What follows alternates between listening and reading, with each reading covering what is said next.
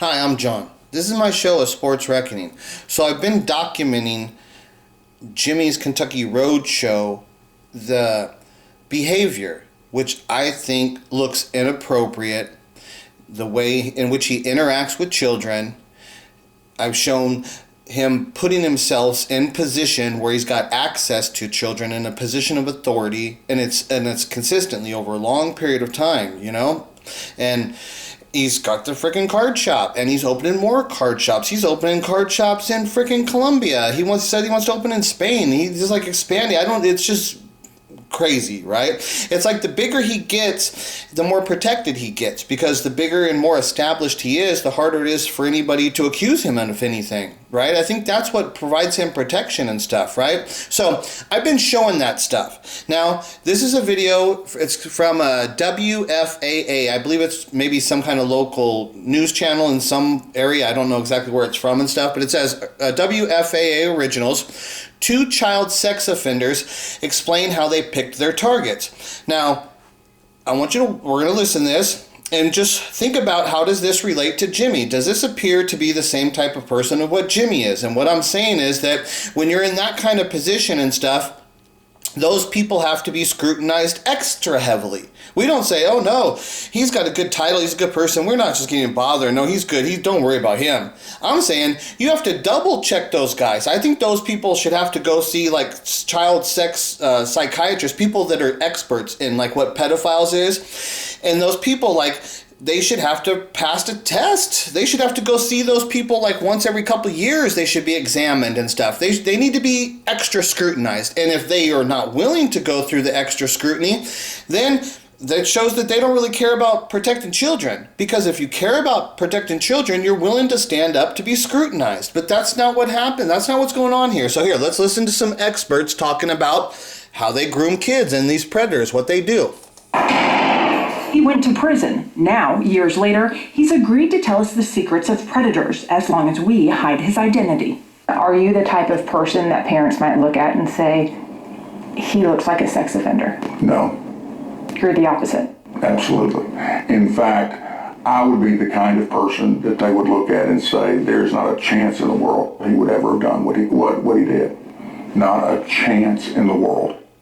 Perpetrators often wear a mask of deception. Terry Miller is one of the nation's leading experts on the topic. It's very common for these perpetrators to be teachers of the year and be award-winning coaches. The victim is the only one who knows the monster. I wanted to be the next great mentor to young people. I wanted to change lives. Yet this popular North Texas teacher had a secret. I had a sexual attraction to an underage female. For me, pornography was a big trigger. He sent explicit nude photos of himself to a student. He was later convicted of indecency with a child. The act itself is about as close to unforgivable as you can get.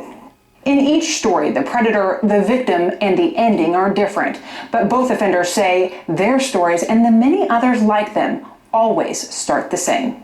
That's what we refer to in counseling as grooming your victim. Grooming is the common practice of breaking down a child's moral fibers. They first rape the child's mind, and then in order to rape their body. The predators say the first step is isolating their victim.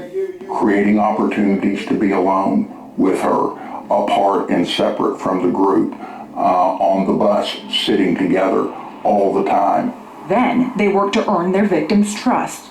You become the child's confidant. You become the child's confidant. You become their all in all. You become the one that they look to as the one that is going to provide their answers and give them their guidance. So once you earn the child's trust, it becomes easier to push the boundaries. That's correct. Most often, they use text and Facebook to do it. So you allow sexual subject matter to be talked about, perhaps. You're open to sexual questions, and of course then you start to push the boundary a little farther. Like, is that something you're interested in?